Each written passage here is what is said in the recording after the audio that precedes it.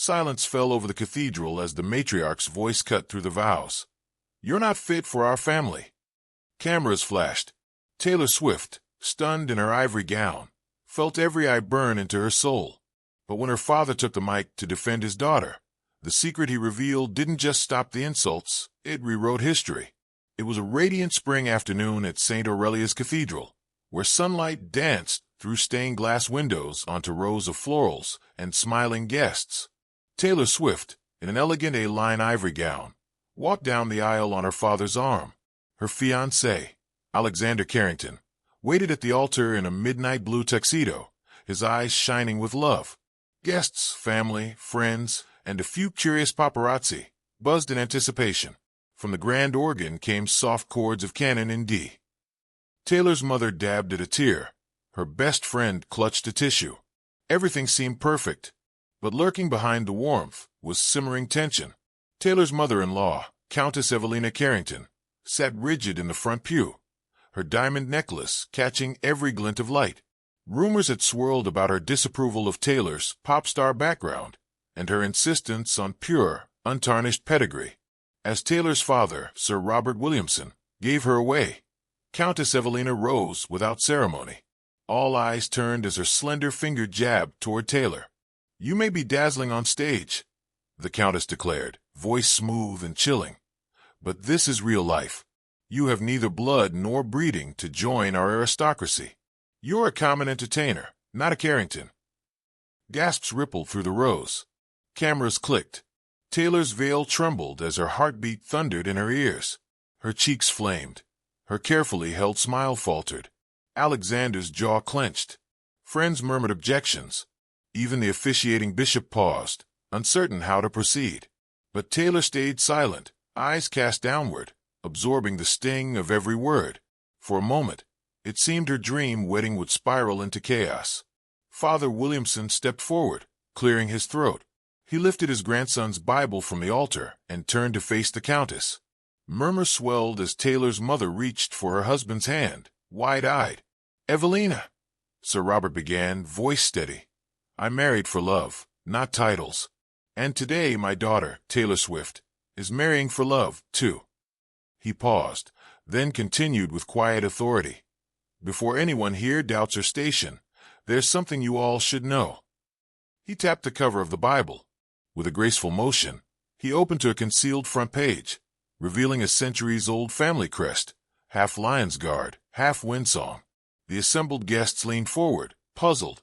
"Taylor," he said, placing a gentle hand on her shoulder, "is not just a singer. She descends from the lost line of Princess Aloan of Windsong, a royal house thought extinct since the Great Treaty of 1721. Muted chatter rose. The Countess's poise wavered. "A princess," someone whispered. Taylor's veil fluttered as guests craned their necks to catch a glimpse of the ancient crest embossed on the page. Sir Robert continued. "The Windsong lineage passed through daughter to daughter in secrecy to protect them from political turmoil. The last princess married a commoner, my ancestor, who swore to guard the secret.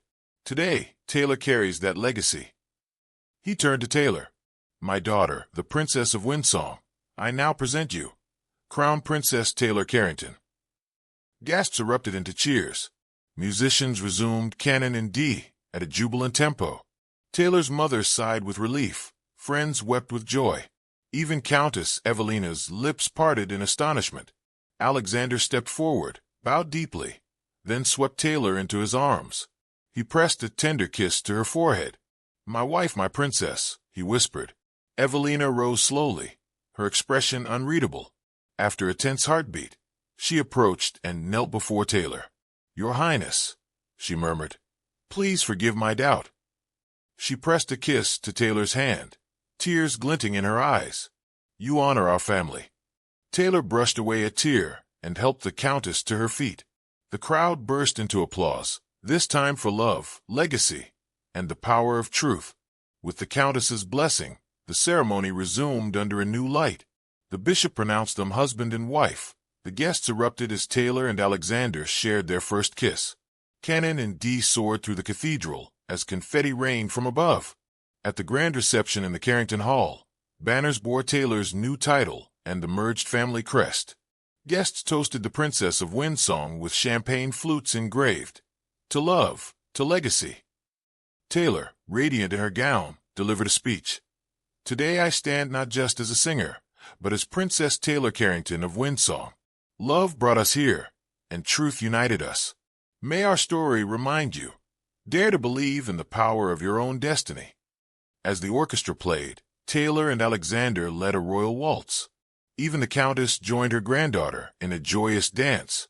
Cameras captured the moment for headlines reading Pop Star Crown Princess, Taylor Swift's fairy tale wedding. When the last guest departed under a starlit sky, Taylor and Alexander stood on the balcony, arms entwined.